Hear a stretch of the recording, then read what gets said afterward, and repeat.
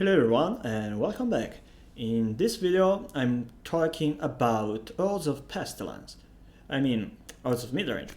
Well, years ago the only version available of midrange of white-black Pestilence basically was the midrange version. So from my point of view, the true and the original Orzhov Pestilence is this deck instead of the more controllish version with only 4 copies of Guardian of the Guildpact creatures and with the full set of Pestilence.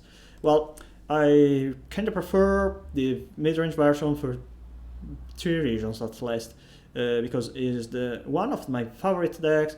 I personally think that this version is better compared to the control deck, and I think that in the current metagame, the midrange version is much better compared to the control one.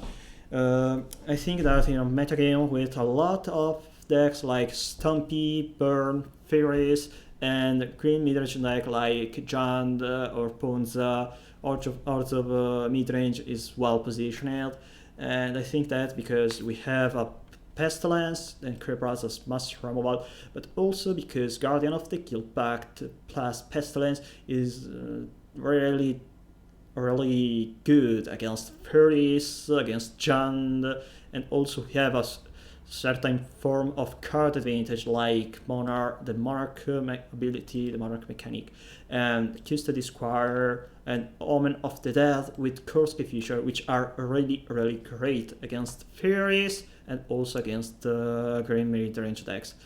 Well, compared to the stock list played years ago, the main difference about the midrange Pestilence deck, well, is the presence of Spare Supplies and Golden Egg.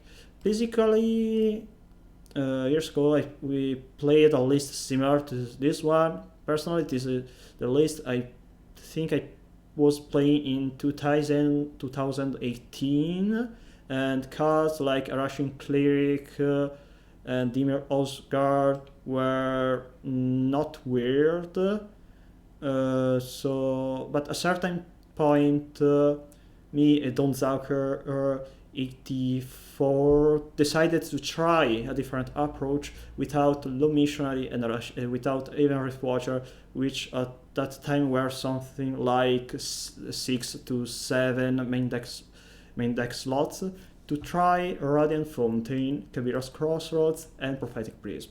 Because, if you cut non-value creature to add Prophetic Prism, you have better target for Kurski Fisher, but you're still gaining lives with Radiant Fountain, and your black mana, still have black mana and white mana with Prophetic Prism, but to cast your white creatures and to cast and activate your Pestilence. Well, the Prophetic Prism version worked well, and right now, after the print of Spare Supplies, the midrange Pestilence deck cut Prophetic Prism to add Spare Supplies and Golden Egg. Golden Egg is similar to Prophetic Prism because you can crack it to fix your mana, but is also an extra target for Kurski Fisher, and is also an extra life gain source, which is better, which is great, because if you don't play Low Missionary or even Riftwatcher or Russian Cleric in your main deck, you probably need some more card advantage to when you face Burn, Stompy, or other beatdown strategies. Obviously, Spare Supplies is good, but apparently the loss of Prophetic Prism is not really troublesome because you have also Basilica, Scarlet Barons, and also Ash Barons, which I really found helpful, Ash Barons in this deck, because it can be bought a way to shuffle your library. For example, if you put on the bottom after you take a mulligan, if you put on the bottom cards like Custody Squire, because if you don't know what the opponent is playing and you have a Custody Squire in your initial hand, well, usually you don't want to keep it. Also, is a way to fix your mana, is a way to remove some useless draw from your deck. I think 3 copies are fine. I think also having 3 Radiant Fountain and 2 Chimera's Crosses is not really troublesome. And I think splitting 2 Scarlet Barons and 1 Silver Quill Campus is fine. Silver Quill Campus is not really great in this deck. I play it the singleton copy only because sometimes you don't have a Bonders Ornament on the battlefield, because if you're facing a grindy deck like a blue X control deck or a John deck or another white midrange deck, they probably have Artifact Take in form of Shenanigans, Course Anti-Fires, Disenchant Effect. So if they destroy your Bonders Ornament and the game goes really long in the late game, and if you don't have your Monarch, you can you have another Mana Sinker in form of Silver Quill Campus, and sometimes it can be good. Scarlet Barons is obviously better, both for the life gain, but also because if you don't have a way to tap to activate your Silver Quill Campus because you are doing better things, you don't really you prefer an ETB effect compared to an activate ability. Well, you can eventually think about of cutting Scarlet Barons and Silver Quill Campus to add the Snow Current Duel, because they have the basic type Swamp and Plains, and it's good if you want to play Snuff Out.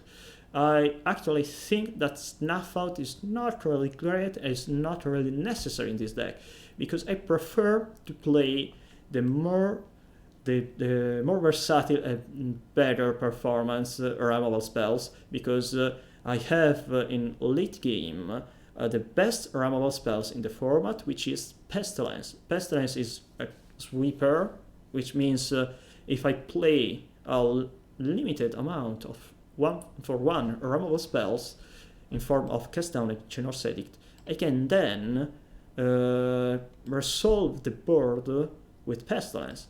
And by the way, years ago, the black removal spells in Pauper weren't that great, and then it changed thanks to Cast Down. Basically, Cast Down is the best removal spell you can play in a black deck if you're not playing mono black, and in mono black you can play obviously Defile, which is better because it costs only 1 mana and it doesn't destroy, because the -1/-1 is much better because you can kill cards like Riverboat, for example. Talking about, then we can talk also about the other removal spells we are playing here. I prefer to maximize the amount of Chainsaw Edict just because is in matchups where I cut Pestilence, usually Chainsaw Edict is good, and also against grindy decks, Chainsaw Edict was good. Also is another answer to Guardian of the Guild Pact, because mostly I built this deck 1 or 2 years ago when Guardian of the Guild Pact, for example, was much better played. Right now, eventually you can cut 1 or 2 copies of Chainsaw Edict because in this metagame is not really great, but I like to have for answers main deck to Boggles, and I don't really think that there are much better removal spells in black. Maybe this figure just because it costs only 1 mana, but I prefer to have removals able to kill the big creatures, like for example Luminous Crusher, Annoyed Altisaur, Birding Party, etc. etc. The other removal spells in my deck, besides Pestilence obviously, are Creeprats and Echoing Decay. Basically I play a split between these 2 cards, 1 Echoing Decay and 1 Creeprat, because I like to have 2 extra sweeper effect in form of Creeprats and Decay, but I also like to have another copy of Cast Down. I'd like to maybe Echoing Decay is better than Creeprats, but in the current metagame with a lot of Wolves combo, Elves and Stompy, Creeprats is better. So basically, I prefer to have only one copy of Creep Rats, also because I don't like Creep Rats against fairies and I cut it post side. And Decay sometimes is not very good because it's just a 2-1 -2 -2 is not really, it's not like a cast down effect. Talking about the creatures, we talked about Kurske Fisher, which is the best white creature in the format. We also have Travel Inspector, which is probably the second best white creature in the format. And they are value creature, they are good. And we don't really play cards like Glintoak, but eventually we can think about Glintoak if you want to cut cards like Guardian of the Guildpact, Palace Sentinel, Custody Squire, but I don't really like Glintoak in this deck because I really enjoy having 3 copies of Guardian of the Guildpact, which is really good, especially because we play Pestilence. So I think having the early pressure from a 1-mana creature like Glintoak is not really necessary. I also think that Fairies is a favorable matchup. I also think that having a 1-mana creature, an extra 1-mana creature against Fairies is not really great. So I prefer maximizing the amount of Guardian of the Guildpact and rocks like Golden Egg and Spare Supplies, and instead of playing Glintoak, which still is a great creature, but not having artifact lands probably is the main reason to not play Glintoak. Eventually, if you want to play Glintoak in this deck, I recommend you 1 or 2 copies, no more, but no more, because you don't play any artifact lands. If you have the necessity to play Glintoak against, for example, an aggro deck, when you play Boros Monarch, sometimes you play Glintoak, bounce an artifact land, and again play Glintoak. Omen of the Dead and Custody Squire, I think in both singleton copy is the minimum amount in this deck. Basically we play Custody Squire because you can bring back Pestilence. It was a really good card also in Boros Monarch. I like the singleton config of Custody Squire. I think having more than 1 copy in the current metagame is not really great, because I prefer to have 2 Bonders Ornament, which is really great. Sometimes we win against an opponent with a Monarch, only because we have 1 or 2 copy of Bonders Ornament. The singleton copy of Omen of the Dead is really great because we can grind out the opponent with Kurske Fisher and Omen of the Dead. That's not really card advantage, but we force the opponent to waste removal spells each time they want to kill my Kurske Fisher. I don't really want to play more than 1 copy of Omen of the Dead, and I don't really want to play more than 2 main deck recursion from my graveyard, so I think the split between these 2 cards is necessary and is good enough. We can also talk about Prismatic Strange, which is the card I like less in the deck, because mostly is a good card only against Stompy and Burn. I basically cut Prismatic Strange against any deck, but sometimes it's good against red removal spells, and usually is better as a main deck card, because if we are facing an Easy Fairies, for example, we can and we don't have a removal spells in hand, we can play Prismatic Strands to fog a Ninja of DT powers, and eventually if we go to discard phase, we can discard Prismatic Strands and then try to counter Scred or any other removal spell, trying to prevent the opponent to destroy my creature, which is reasonable, I think. Also, having main deck Palace Sentinel, I think that's great to have Prismatic Strand, which is also the best way to, alongside Pestilence, to prevent the opponent to steal your Monarch. Well, we talked about the main deck too much probably, so we should take some time to watch the sideboard, and eventually we can also talk about the matchups, because I think the deck is well positioned against most decks in the current metagame, And the only bad matchups for this deck I think that are Tron, Familiar, UV Familiar, Blue-White Familiars, maybe some non-creatures combo deck like Simic Arcanes, which isn't really played, and also combo Affinity.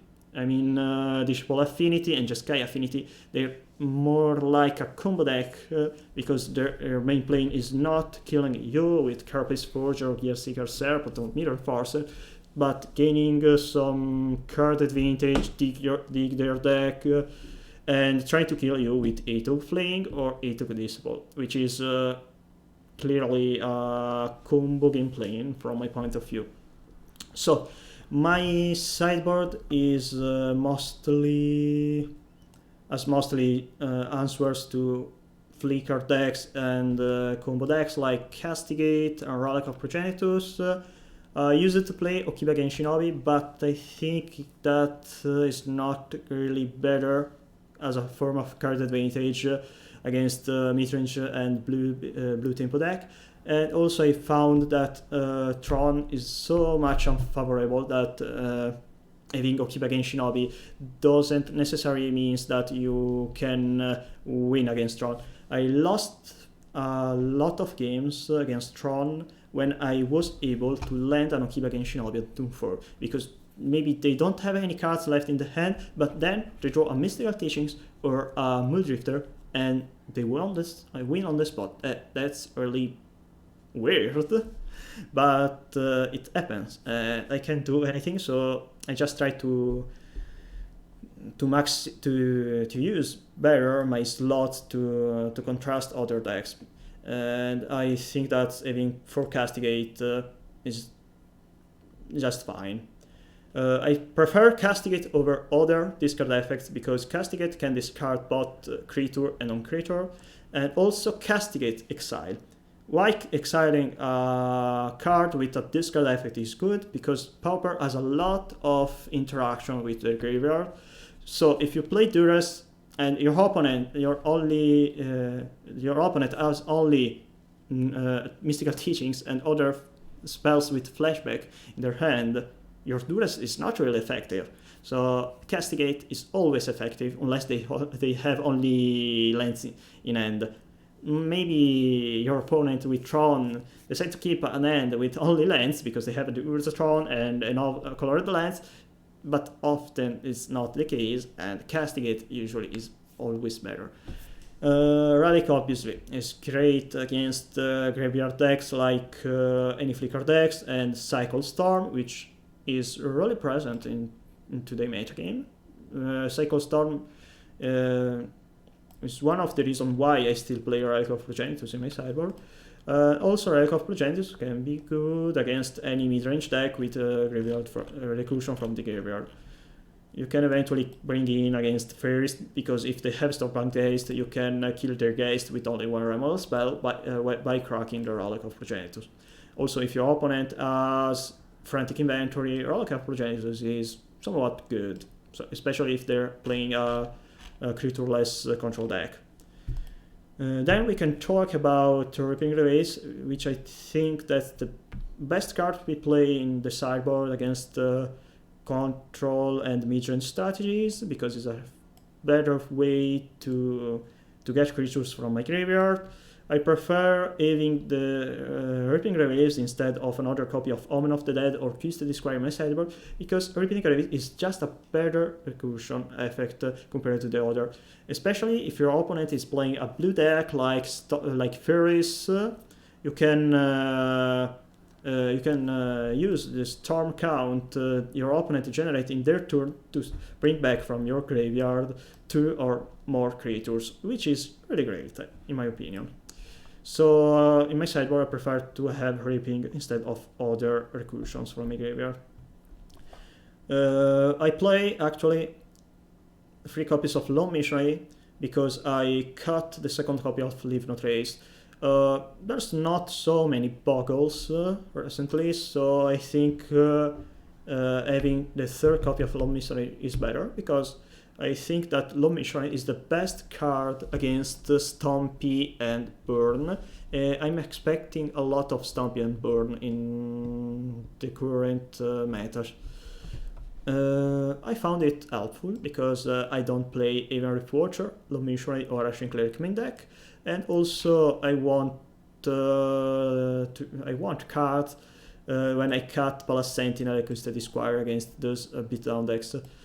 Then we can talk about Cross Antifire's Leave No Trace. Leave No Trace is mostly for Buggles because it's a kind of coin toss matchup, and I prefer to have a card which can destroy all their auras and also can win the game on the spot. By the way, it can also good against decks with weird enchantment spells like Pestilence. For example, if you play against Orzhov Control, you cut your Pestilence, they're not cutting their Pestilence because you have creatures to destroy and they don't have creatures you want to destroy. Also, they have Pristine Talisman, they can gain more lives than you. So Pestilence, it's not great to keep against them. And Pestilence is great against us, so Leave No Trace is good against them. Curse Antifiers then is good both against Affinity and Buggles, but I mostly think that it's necessary to destroy cards like Pestilence and Wondrous Ornament. Mark as Unseen Garage, we don't have Unseen Garage, but we have Curse Antifiers. I'm used also to bring in Curse Antifiers against deck like Mono Black Devotion, for example, because it's good to destroy their Oubliette, Pestilence, but also to destroy their Nihil Spellbomb. Because if we have a better recursion from Graveyard, because Omen of the Dead and Custody Squire are great, Curse Antifiers can destroy the Relic or Nihil Spellbomb, allowing us to get online the recursion engine. Finally, we can talk about Ashes to Ashes, which replaced in my sideboard Journey to Nowhere. I used Journey to Nowhere mostly as an additional removal spell against aggressive strategies like Affinity and Stompy and Mono White Heroic, but is also good, Journey to Nowhere, against fairies because you can exile the Stormbound Geist and is also a 2/2 removal spells which can exile Fairy Seer or can also exile Stormbound Geist and Ninja of Deity Powers. In the post Commander Legends metagame, with the rise of Green Midrange deck, Ashes to Ashes is obviously better because we can exile Penumbra Spider, Annoyed Altisar, Birding Party, but we can also exile Gurmagangler and Stormbound Geist. So from my point of view, Ashes to Ashes is much better. We can't win on the spot against Mono White Heroic like we did with Journey to Nowhere because they both have the new version of Chumanos Blessing, but and so we can't play Journey to Nowhere, force the opponent to save their creature with an emergence shaded, losing all the auras, then play again, play Korske Fisher, bring back Journey to Nowhere, and play again Journey to Nowhere to exile another creature. But still, I think that Mono White Heroic is a fine matchup because we basically play a better version of Mono Black Devotion against them. For example, the mission is really cute against those Swarm aggro deck, and I think that having Ashes to Ashes as a removal spell is fine also against those aggressive decks. So from my point of view, this is the best way to build this deck in 2021, at least from my point of view, and how I like to play this deck. I try to focus on the matchups and why I pick certain cards. I know that my English probably is not really clear, and I don't know in a lot of English words. So if you have any questions, feel free to ask me in the comments. I'd like to have your opinion about this deck. Often I basically always enjoy playing this deck because I like its play. I like having a mid-range deck with a recursion engine like Omen of the Dead and a really peculiar engine like Guardian of the Guildpact plus Pestilence. So I hope you enjoyed this video, and I hope you'll enjoy the other videos in my channel. See you later.